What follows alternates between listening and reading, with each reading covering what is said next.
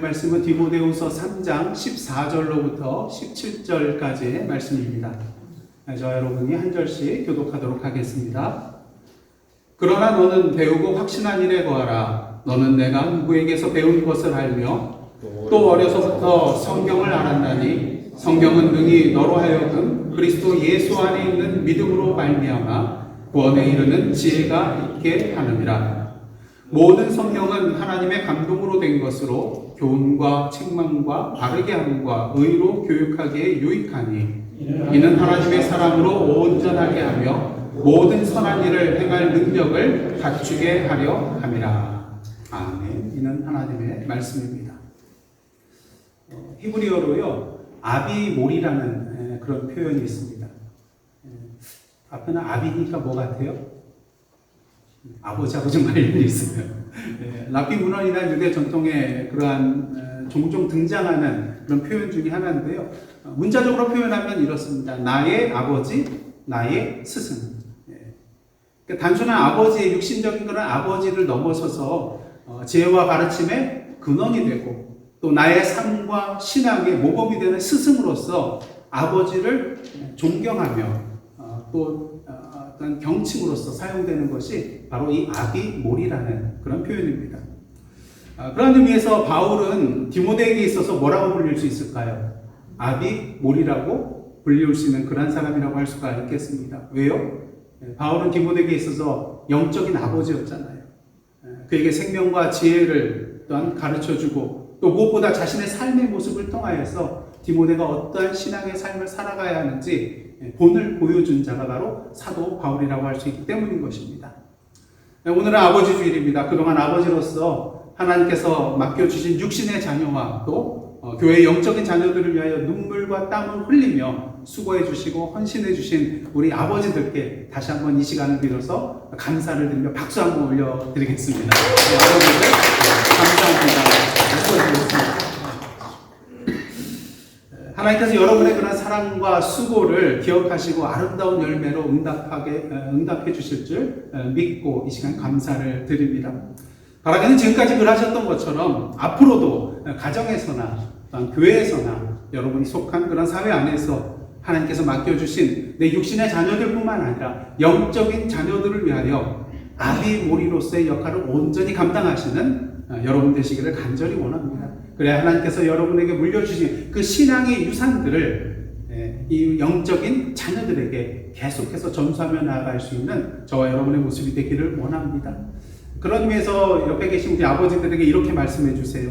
당신은 영적인 자녀들의 아비몰이입니다. 당신은 우리 교회의 아비몰이입니다. 네, 나의 아버지이며 나의 스승이라는 것이죠. 오늘날 사회를 보면 어떻습니까? 우리 자녀들이 신앙을 지켜나가기 너무나도 힘든 그런 세상이 되고 말았습니다. 절대적 진리가 사라지고 모든 것이 상대적으로 평가받는 그러한 시대입니다. 또한 윤리와 도덕이 무너져 내렸습니다. 죄에 대한 감각이 무뎌졌고요. 또 사사시대와 같이 자기 소견이 옳은 대로 판단하고 행하는 그런 모습들을 분명히 보게 됩니다. 또한 세상의 거짓되고 잘못된 문화 속에 쉽게 노출되어 물들어갈 수밖에 없는 그러한 상황이에요. 옛날에는 뭐 인터넷이 있었어요. SNS가 있었어요. 네. 근데 요새는 뭐 그냥 내가 원하지도 않는데도 카톡 하면서 막 뭐가 들어오고 네. 내가 듣고 싶지 않아도 보고 싶지 않아도 자꾸 뭐가 들려오고 보게 되는 그러한 세상이죠. 그러다 보니까 나도 모르는 사이에 세상 문화 속에 물들어 버릴 때가 있다는 것입니다. 그래서 옛날에는 어떻습니까? 교회가 세상의 문화를 주도해 나갔어요. 하지만 어떻습니까? 요새는 교회가 세상 문화 따라가기가 바빠요. 오히려 세상 문화를 추구하며 세상 문화에 물들어가고 있다는 것이죠. 특히 교회와 그리스도인들이 세상의 빛과 소금으로 살아가야만 함에도 불구하고 오히려 잘못된 길로 나아감을 통하여서 주님의 영광을 가리우고 세상의 비난과 손가락질의 대상이 되고 있는 것을 우리가 분명히 보게 됩니다. 그러다 보니까 젊은이들이 어떻습니까? 신앙을 잃고 흔들리며 하나 둘씩 교회를 빠져나가는 것을 우리가 보게 되는 것이죠. 근데 이는 비단 젊은이들에게만 해당되는 것이 아니라는 것입니다. 우리 모든 교회와 모든 성도들의 위기요 문제라고 할 수가 있다는 것이죠. 그렇게 주님께서 오늘 본문을 통해서 우리에게 분명히 말씀하고 계십니다. 그러나 너는 지금 이 세상에 일어나고 있는 그런 일들을 바라보면 많은 사람들이 이렇게 두 글자로 표현합니다. 지금은 말세다. 여러분 맞습니까? 틀립니까? 당연히 맞는 말이에요.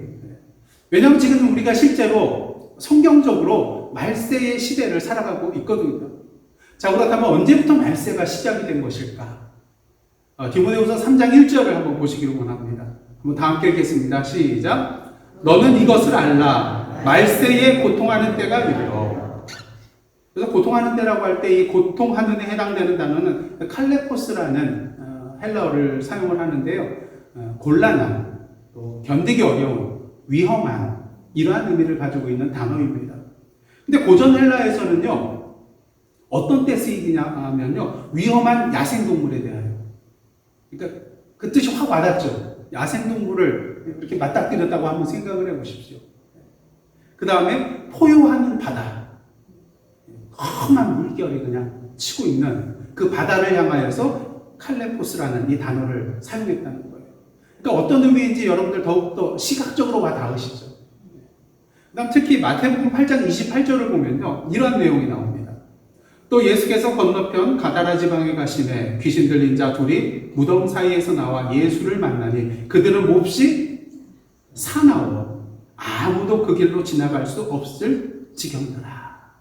여기서 사나워에 해당되는 것이 칼레포스란다.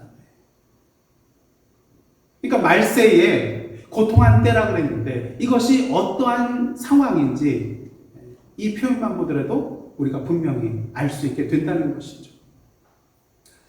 중요한 사실은 사도 바울이 디모데에게 말하는 이 말세에 고통하는 때가 이른다는 말은요, 이 일이 앞으로 먼 날 일어나게 될 것이라는 그런 의미가 아닙니다.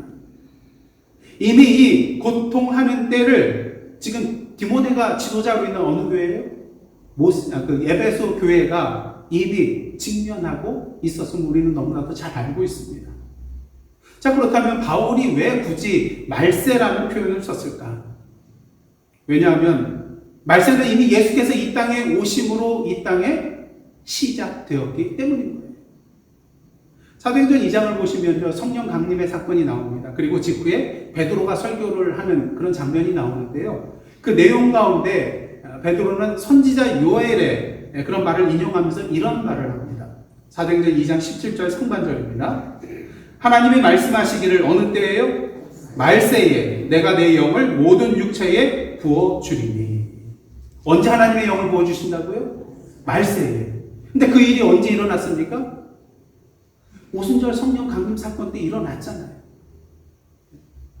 그런 의미에서 바울이 디모데를 향하여 편지를 쓰고 있는 이때는 이미 뭐가 시작이 된 때예요? 말세가 시작이 된 때라고 할 수가 있다는 것입니다. 그러게 디모데후서 3장 1절에 나오는 이 말세는 앞으로 다가올 미래가 아니라 현재에 대한 묘사라고 할 수가 있다는 것입니다. 다시 말해서 말세는 어느 때입니까? 예수 그리스도께서 이 땅에 처음 오신 초림과 앞으로 다시 오실 재림 사이에 모든 기간이 뭐라는 거예요? 말세라는 거예요. 그런 의미에서 오늘 바울이 디모데에게 하고 있는 이 말은 동일한 말세 시대를 살아가고 있는 우리에게도 동일하게 유효한 그런 말씀이라고 할 수가 있을 것입니다.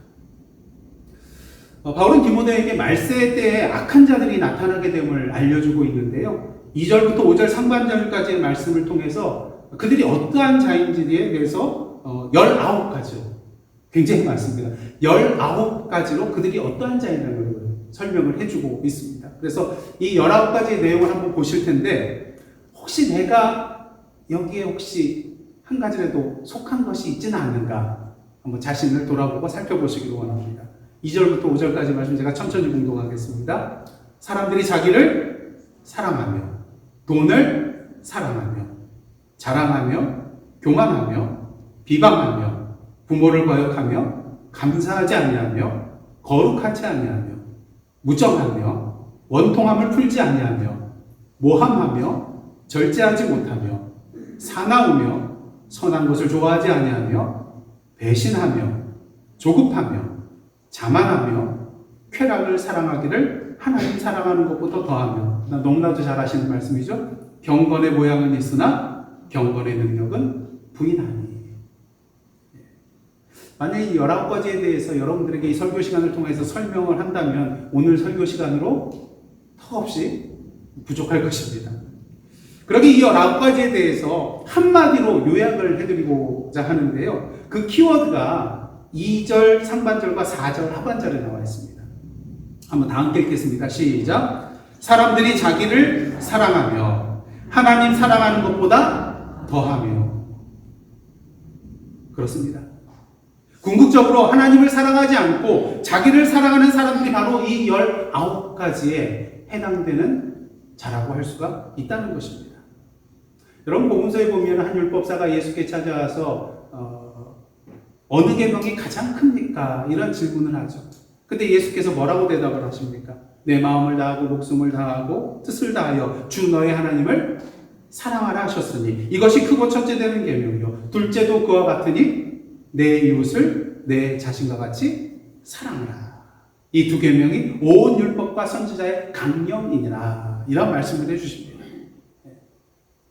그렇습니다. 무엇보다 하나님을 사랑하고 이웃을 사랑해야 한다는 것이죠. 그런 면에서 오늘날 이 땅에서 벌어지고 있는 수많은 악한 일들을 한번 보시기를 원합니다. 만일 이 일을 벌이고 있는 사람들이 진정 하나님을 먼저 사랑하고 이웃을 먼저 사랑했더라면 이러한 악한 일들이 이 세상에 일어나게 될까요? 그렇지 않다는 것입니다. 그런 의미에서 저와 여러분의 사랑의 순서는 어떠합니까? 하나님 사랑과 이웃 사랑이 먼저인가요? 아니면 자기 사랑이 먼저인가요? 이 순서가 바뀌어서는 절대로 안 된다는 것입니다. 바울은 이 악한 자들에 대해서 19가지의 내용을 소개한 다음에 그러게 5절을 통해서 5절 하반절을 통해서 이렇게 말합니다. 이 같은 자들에게서 네가 돌아서라. 그들과 가까이 지내지 말고 멀리하라는 것이죠. 그런데 이게 쉬운 일일까요? 전혀 쉬운 일이 아닙니다. 문자적으로 단순히 그냥 이 같은 자들에게서 돌아서서 멀리 떨어져 지내면 되겠지 그렇게 생각할 수 있지만 이것은 큰 착각이라는 것이죠. 6절 상반절 말씀 한번 보시겠습니다. 그들 중에 남의 집에 어떻게 해요? 가만히 들어가 어리석은 여자를 유인하는 자들이 있으니. 이 같은 자들에게서 돌아서기가 쉬운 일이 아니라는 것은요, 그들이 가만히 있지는 않는 거예요. 가만히 몰래 우리 가운데 들어와서 우리를 유인한다는 것이죠. 오늘날 말하면 누가 같은 거예요? 이단 신천지하고 똑같은 거예요. 자기를 감추고 들어오잖아요. 사람을 포섭하잖아요. 자기 사람을 만들잖아요. 심지어는 그 교회 전체를 그냥 삭혀버리잖아요. 어리석은 여자를 유인한다고 할 때 여기서 유인하다에 해당되는 단어는요, 유인하다는 그런 뜻도 있지만 사로잡다, 포로로 삼다 이러한 의미도 담겨 있다고 합니다. 무엇을 말합니까? 악한 자들은 오늘도 가만히 있는 것이 아니라 우리에게 들어와서 우리를 유인하고 우리를 사로잡아 그들의 포로로 만들어 버린다는 것이죠. 더욱더 문제는 무엇입니까? 6절 하반절과 7절입니다. 그 여자는 죄를 중히 지고 여러 가지 욕심에 끌린 바 되어 항상 배우나 끝내 진리의 지식에 이를 수 없느니라. 이들에게 포섭이 되고 포로가 되어가지고 그들이 가르쳐주는 우리는 그러한 말씀을 계속해서 배우고 가르침을 받지만 끝내 어디에 이르지 못한다고요? 진리의 지식에 이르지 못한다는 것이에요. 그들이 가르쳐주는 것은, 그들이 전해주는 것은 거짓이기 때문인 것입니다. 더 큰 문제는 13절입니다. 13절 한번 보시겠습니다. 악한 사람들과 속이는 자들은 뭐라고요? 더욱 악하여져서 속이기도 하고 속기도 하나니. 여기서 더욱 악하여졌다고 할 때 이 더욱에 해당되는 헬라어는요, 프로코프토라는 그런 헬라어를 쓰는데 두 개의 단어가 결합이 된 거예요. 그래서 프로라는 그런 앞으로라는 그런 뜻을 가진 단어하고요, 그 다음 길을 내다의 뜻을 가진 코프토라는 말이 결합이 된 거예요. 그래서 어떤 의미냐면 앞으로 전진하다, 앞으로 길을 내다, 이러한 의미가 이 더욱이라는 단어에 숨어 있다는 것입니다. 이를 통해서 우리가 알 수 있는 것은 무엇입니까? 오늘도 악한 자들은, 우리를 속이는 자들은 오늘도 계속해서 뭐하고 있다는 거예요? 앞으로 나아가고 있다는 거예요. 뒤로 물러설 줄 모르고 가만히 있지 않고 오늘도 앞으로 전진 해 나가고 있다는 것입니다. 자, 그렇다면 이러한 상황 속에서 우리가 해야 할 것은 무엇입니까? 사도 바울이 말합니다. 14절 상반절입니다. 이러한 상황이 있지만 그러나 너는 배우고 확신한 일에 거하라. 악한 사람들과 속이는 자들이 더욱더 악한 길로 나아간다 할지라도 그러나 너는 배우고 확신한 일에 거하라는 것입니다. 앞서 말씀드렸지만 그러한 자들로부터 물리적으로 멀리 떨어지는 것은 쉬운 일이 아니에요. 왜냐하면 계속해서 우리를 찾아오고 있잖아요. 그렇게 디모데가 이러한 자들로부터 멀어지기 위해서는 그들이 더욱 악하여지듯이 디모데 자신도 더욱 배우고 확신한 일에 거해야 하는 것입니다. 자, 그렇다면 배우고 확신한 일은 도대체 무엇을 말하는 것일까요? 디모데가 어려서부터 외조모 로이스하고 어머니 유니게로부터 뭘 배웠죠? 성경을 배웠어요. 여기서 말하는 성경은 구약 성경을 의미합니다. 그 다음 바울로부터 무엇을 배웠습니까? 예수 그리스도께서 누구신가? 무엇이 복음인가? 무엇이 진리인가? 이것을 바울로부터 전수받았습니다. 그래서 배우고 확신한 일이라는 것은요, 그 어머니와 또 외조모로부터 또 바울로부터 배우고 또 믿고 확신하게 된 그러한 진리의 말씀이라고 할 수가 있다는 것입니다.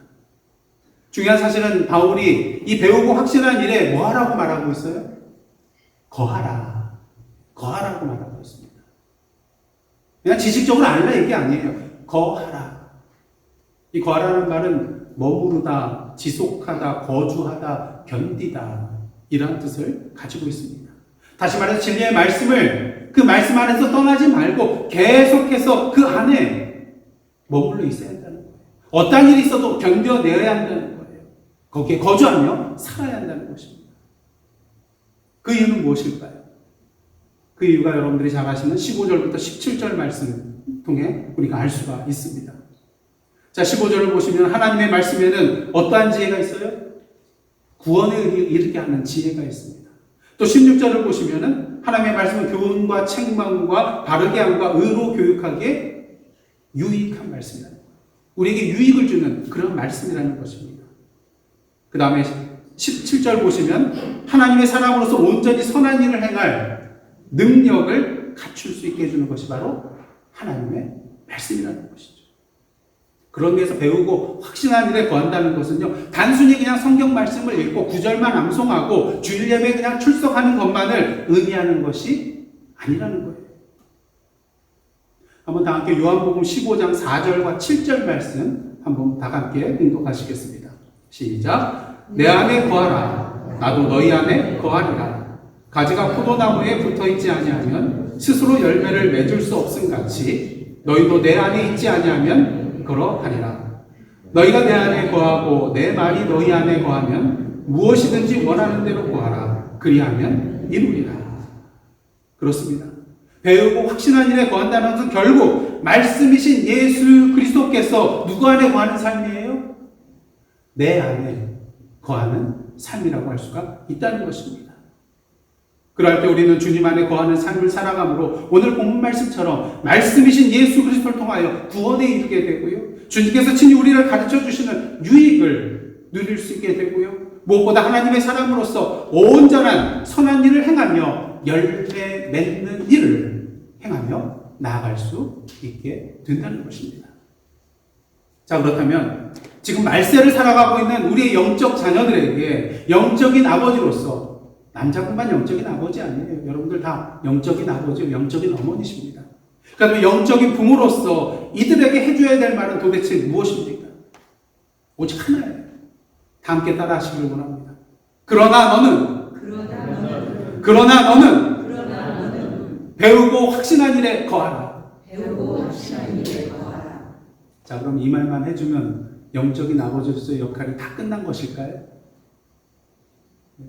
하나님, 제 일은 다 끝났습니다. 딱 손 털고 나가도 되는 것일까요? 그게 아니라는 것입니다.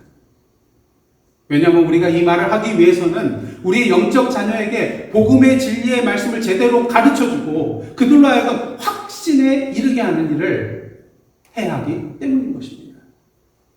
여러분, 디모데를 향해서 바울이 뭐라고 했습니까? 앞으로 배우고 확신하게 될 일에 거하라. 이게 아니에요. 뭐라고 합니까? 배우고 확신한 일에 거하라. 그렇습니다. 우리가 영적인 자녀에게 그러나 너는이라고 말하기 위해서는 무엇보다 먼저 그들을 말씀으로 가르쳐줘야 되고 그들이 그 말씀에 대해 확신을 갖게 해야 하는 것입니다. 어떻게? 그 방법이 10절과 11절 말씀에 나와 있습니다. 제가 봉독해 드리겠습니다. 나의 교훈과 행실과 의향과 믿음과 오래 참음과 사랑과 인내와 박해를 받음은 고난과 또한 안디옥과 이고니온과 루스드라에서 당한 일과 어떠한 박해를 받은 것을 네가 과연 보고 알았거니와 주께서 이 모든 것 가운데서 나를 건지셨느니라. 바울은 디모데가 바울과 관련된 9가지의 내용을 보고 알았다고 지금 얘기하고 있어요. 근데 여기서 보고 알았다는 이 단어는 한 단어예요. 파라콜로테오라는 그러한 헬라어를 쓰는데요. 이는 단순히 그냥 지적인 안만을 얘기하는 것이 아닙니다. 이것도 이제 두 개의 단어가 결합된 것인데요. 곁에라는 뜻, 파라라는 단어. 여러분들 그 보혜사라고 할 때 파라클레투스라고 하거든요. 이 파라는 곁에 있다는 거예요. 그래서 이 파라라는 단어하고 그다음 따라가다라는 뜻을 가진 아콜로테오라는 그런 말이 결합이 된 거예요. 그래서 이것을 문자적으로 본다면요. 가까이서 주의 깊게 따르며 본받는 것을 의미하는 거예요. 그냥 보고 아는 것, 지적으로 아는 것 끝나는 것이 아니라 그것에 본까지 받아 추종하며 따라가게 되는 그것을 의미한다는 것입니다. 그렇게 바울은 단순히 자기에 대해서 얘기할 때 교훈과 믿음에 관해서만 언급하지 않고 행실, 오래 참음, 사랑, 인내, 박해, 고난 등에 대해서도 말하고 있었던 것입니다. 왜 그렇습니까? 복음의 진리라는 것은 그 사람의 삶의 모습과 분리해서 말할 수 있는 것이 아니기 때문인 것이죠. 여러분, 진리가 있습니까? 이것이 진리라고 믿는다면 이 진리대로 뭐 해야 되는 거예요? 살아야 되는 것이죠. 이것이 정말 복음이라고 믿는다면 이 복음대로 살아야 되는 것입니다. 그렇게 바울은 여러 가지 내용을 통하여서 이 진리와 교훈이 나의 삶에 어떻게 나타나야 되는가를 분명히 보여주고 있다는 것입니다. 바울은 갈라디아에서 이제는 내가 사는 것이 아니요 오직 내 안에 그리스도께서 사시는 것이라고 고백하였습니다. 여러분, 만약 우리가 살아가는 데 있어서 우리 안에 거하시는 말씀 되시는 예수 그리스도께서 사시는 삶을 살아간다면 우리의 삶은 어떻게 되겠습니까? 이 땅에 육신을 입으시고 오셔서 사셨던 예수 그리스도의 삶의 모습이 우리에게 나타나게 된다는 것이죠. 오늘 우리의 삶의 모습 속에서 누구의 형상이 드러날 수밖에 없어요? 그리스도의 형상이 드러날 수밖에 없게 된다는 것입니다. 바울은 이 복음의 진리를 깨달았을 뿐만 아니라 그 복음의 진리를 자신의 삶으로 살아냈던 자라고 할 수가 있습니다. 그러게 영적인 아들 디모데를 향하여서 그러나 너는 자신 있게 외칠 수가 있었다는 것이죠. 이미 자신이 그러한 삶을 살았거든요. 경험했거든요. 그 결과가 무엇인지를 알고 있거든요. 그러게 자신 있게 그러나 너는 배우고 확신한 일에 거하라고 말을 할 수가 있었던 것입니다. 바울은 주님께서 자신의 이름을 부르실 그날이 머지않았음을 깨닫고 영적인 자녀 디모데가 계속해서 배우고 확신한 일에 거하며 살아갈 수 있도록 그 악한 사람들과 속이는 자들이 더욱 악하여질지라도 그러나 너는이라고 말하고 있습니다. 그가 이렇게 말할 수 있는 것은 고린도전서 11장의 말씀처럼 내가 그리스도를 본받는 자 된 것 같이 너희도 나를 본받는 자 되라. 무엇을 의미합니까? 먼저 그리스도를 본받은 나를 본받아 살라는 거예요. 바울이 그러한 삶을 살았다는 것입니다. 바라는 오늘도 영적 자녀들을 향하여서 바울과 같이 자신 있게 그러나 너는이라고 우리의 영적인 자녀들에게 외칠 수 있는 저와 여러분의 모습이 되기를 간절히 원합니다. 여러분 이러한 말 들어보셨죠? 아들은 아버지의 뒷모습을 보고 배운다. 아들은 아버지의 뒷모습을 보고 배운다. 그러게 어떤 아이가 잘못하면 어른들이 뭘 물어봐요? 네 애비가 누구냐? 왜요? 자녀는 엄마 아빠를 닮게 돼 있잖아요. 여러분 자녀가 태어날 때 자기 얼굴을 닮은 것을 보면 어떻게 합니까? 왜 날 닮았어? 막 이럴 분 계세요? 뭐 겉으로는 또 장난으로 농담으로 왜 날 닮았을까? 뭐 엄마를 닮아야 되는데 뭐 이렇게 말할 수 있지만 그 마음으로는 어때요? 좋아요. 왜? 날 닮았으니까. 근데 당연한 거 아닙니까? 내 자식인데 날 닮아야지 누굴 닮아야 되겠어요. 근데 그럼에도 불구하고 아기가 태어났을 때 나를 닮으면 그렇게들 좋아하시더라고요. 특히 할아버지 할머니는요. 또 아들 닮지 않고 또 할아버지 할머니 그 모습이 나타나면 또 그렇게 좋아하더라고요. 근데 여러분, 만일 여러분의 자녀가 여러분의 삶과 신앙의 모습을 닮아간다면 이에 대해서 어떻게 생각하시겠습니까? 내 얼굴을 닮은 것처럼 정말로 좋아하시겠습니까? 아니면 뭔가 그 좋아함을 가로막는 뭔가가 있지는 않을지요.